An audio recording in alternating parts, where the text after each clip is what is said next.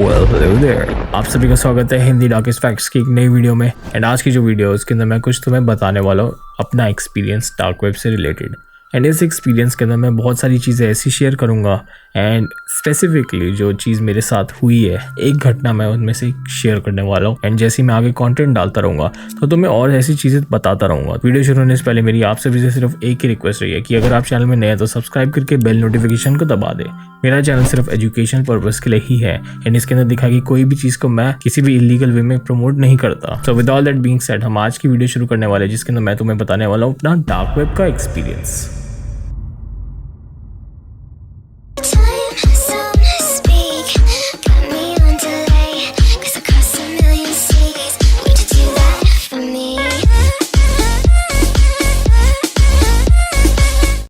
आज मैं तुम्हें अपना एक्सपीरियंस बताने वाला हूँ शुरुआत से, जो मेरे साथ डार्क वेब में हुआ। अब तुम सभी को पता है कि मैं इतनी सारी वीडियोस डार्क वेब पे बनाता हूँ, तो कुछ लोग सोचते भी होंगे यार ये क्यों बनाता है डार्क वेब पे वीडियो, ऐसा क्या हुआ इसकी लाइफ में, क्या इम्पैक्ट पड़ा है कि ये डार्क वेब पे वीडियोज़ बनाता है। तो कुछ इंसिडेंट्स मुझे इतना ज़्यादा ट्रॉमेटाइज़ करते हैं कि मैं नहीं चाहता कि तुम में से कोई एक्चुअल में ट्रॉमेटाइज हो जाए इन इंसिडेंट्स को लेकर। मैं चाहता हूँ कि इंटरनेट में जो भी नया है, जो भी आए, वो इन इंटरनेट के डार्क वेब वाले क्रिमिनल्स के पास ना जाए, इनसे जितना दूर रह सकता रहे। तो उसी को लेकर मैं वीडियोस बनाता हूँ तुम सभी के लिए। तो मेरे साथ कुछ एक इंसिडेंट हुआ था जब मैं फर्स्ट टाइम डार्क वेब में गया था। तो मुझे इतना पता नहीं था टॉर अनियन और इतना ज़्यादा राउटर और वो सब का। तो फर्स्ट टाइम जब मैं गया था डार्क वेब के अंदर, तो उसके अंदर मैंने देखा था कि एक वेबसाइट थी, एक चैट रूम था। एज ऑलवेज तुम सभी सोच रहे होगे कि ये बेसिक स्टोरी होगी चैट रूम की एंड ये सब, तो ये बात नहीं है। तो मैं उस चैट रूम में गया एंड उसके बाद जाके वहाँ पर मैंने एक लड़की से मिला। मैं एक लड़की से मैं जब मिला वहाँ पर, तो वो लड़की बहुत अच्छी फ्रेंडली थी, दोस्त थी एंड अच्छे से बात करती थी। तो मैं तो बात करने लग गया उससे अच्छे से एंड हमारी अच्छी दोस्ती हो गई। एंड जब हमारी दोस्ती हो ही गई तो फिर हम बात करने लग गए अच्छे से सोशल मीडिया पे।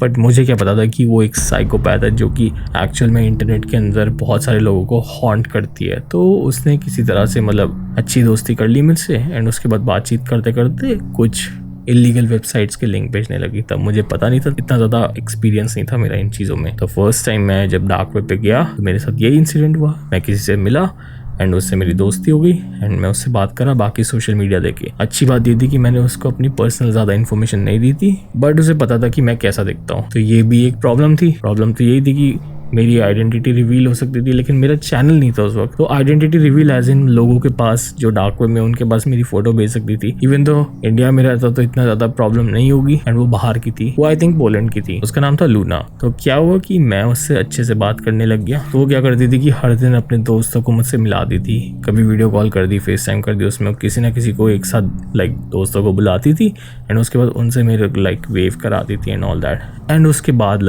हर बार जब वो मिलाती थी उनसे, तो उसके बाद वो एक तरह से मिलते नहीं थे। उसके बाद मैंने उन्हें कभी देखा नहीं।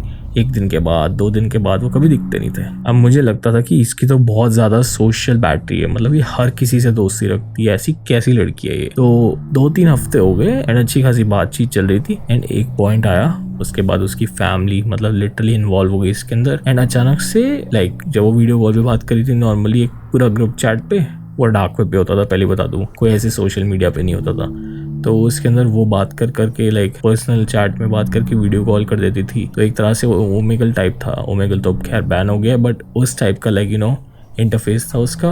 लेकिन वो पर्सनल चैट थी और उसमें लॉग इन करके रोज में जाता था, ऐसे बातचीत होती थी। तो वही हुआ मेरे साथ कि मेरे पास उसका बाकी सोशल मीडिया भी था, बाकी अकाउंट्स भी थे, बट इस बार थोड़ा सा अजीब हुआ मेरे साथ। बेसिकली मेरे साथ क्या हुआ कि मैं उसके सामने बैठा हुआ था एंड अचानक से उसका जो बैक डोर था, पीछे वाला, ऐसे जैसे पीछे कमरे में डोर था, जोर से पटका। उसके आई थिंक उसके डैड थे या आई डोंट नो, कोई अंकल होंगे फैमिली के रिलेटिव। एंड उसने पॉलिश में कुछ बात करी। पॉलिश में बात करने के बाद अचानक से वो अपनी बेटी का ऐसे हाथ खींच के उसे रूम से बाहर ले गया। वो चीखती चिल्लाती हुई गई और कैमरा ऑन था उस वक्त पे। तो ये मेरा फर्स्ट एक्सपीरियंस है कि वो लड़की गायब हो गई। फिर सोशल मीडिया में 2-4 दिन रह के मैंने उसे पूछा कि कहाँ है, कोई रिस्पॉन्ड नहीं आया उसका। फिर 1 हफ्ता बीत गया, फिर 2 हफ्ते हो गए। तो मैं उसके बारे में ऑलमोस्ट भूल ही रहा था कि इतने सारे लोग सोशलाइज करने के लिए, तो फिर मुझे क्या करना, मेरा क्या ही है, अब चलेगी तो चलेगी, ठीक है। तो 2 हफ्ते बाद उसकी फैमिली में किसी का मैसेज आया, एक वीडियो मैसेज था फेस टाइम। उसके अंदर लिटरली पता है क्या था, उसकी एक वीडियो थी जिसके अंदर वो ट्रेन की पटरी के नीचे आ गई, लिटरली उसकी पटरी के नीचे आ गई एंड कोई सेंसर नहीं था उसके अंदर। तो ये मेरा पहला एक्सपीरियंस था इंटरनेट के अंदर डार्क वेब में। तो मेरे को बहुत ज्यादा प्रॉब्लम हो गई इसके बाद, तो मैंने छोड़ दिया डार्क वेब। वैसे मेरा फर्स्ट एक्सपीरियंस सिर्फ यही नहीं था, बहुत सारी चीजें थी, बट मैंने काफ़ी टाइम तक छोड़ दिया। अब उस टाइम पे मुझे कंटेंट क्रिएशन की इतनी नॉलेज नहीं थी। आई वाज ओनली 16 या 17। ये मेरा फर्स्ट ट्रॉमा था। वैसे तो मैं डार्क वेब 14-15 से चला रहा हूँ, बट ये मेरा फर्स्ट ट्रॉमा था जो डार्क वेब में हुआ था मुझे। उससे पहले मैंने सर्फिंग करी थी, बहुत सारी वेबसाइट्स मिली थी, बट वो एक लेवल का ट्रॉमा होता है ना, कि एक इंटरनेट में एक लेवल होता है जिसके अंदर इतना ज़्यादा अफेक्ट नहीं करता तुम्हें, बट ये वाला कुछ उससे ऊपर था। तो ये कुछ सालों बाद हुआ था।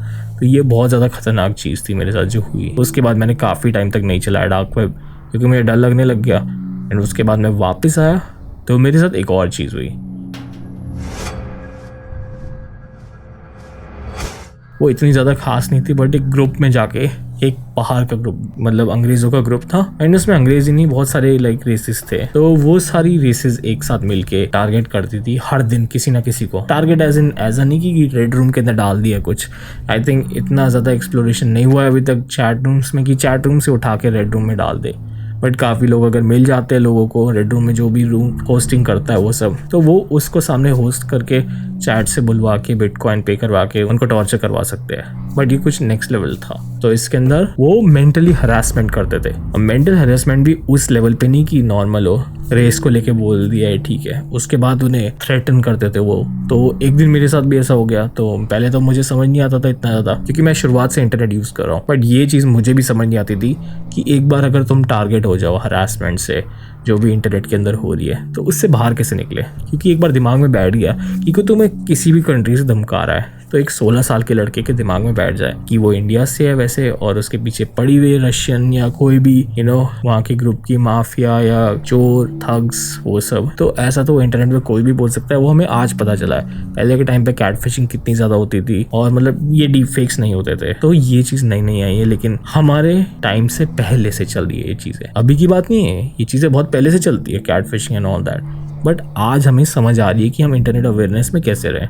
बुलिंग रहती है इंटरनेट में, ऑनलाइन हरासमेंट रहती है। तो हमारे साथ भी ग्रुप में कहीं ना कहीं लड़के बात करते हैं, जैसे ग्रुप होता है लड़कों का, उसके अंदर तो नॉर्मली दोस्तों में चलती है। बट कोई स्ट्रेंजर अगर आके ऐसे नॉर्मली तुम्हें कॉल भी कर दे रैंडमली, तो उसके अंदर भी बात बढ़ जाती है कहीं ना कहीं। तो डर रहता है कि अगर कोई बोली कर रहा है तुम्हें, तो तुम्हारा नंबर कैसे गया। वही मेरे साथ एग्जैक्टली हुआ था। तो वो थोड़ी सी डरावनी बात थी। उसी को लेकर फिर मैं थोड़ा सा मेंटली डिस्टर्ब होने लग गया था। मैंने बीच में कुछ दिन स्कूल जाना भी छोड़ दिया था उस टाइम पे।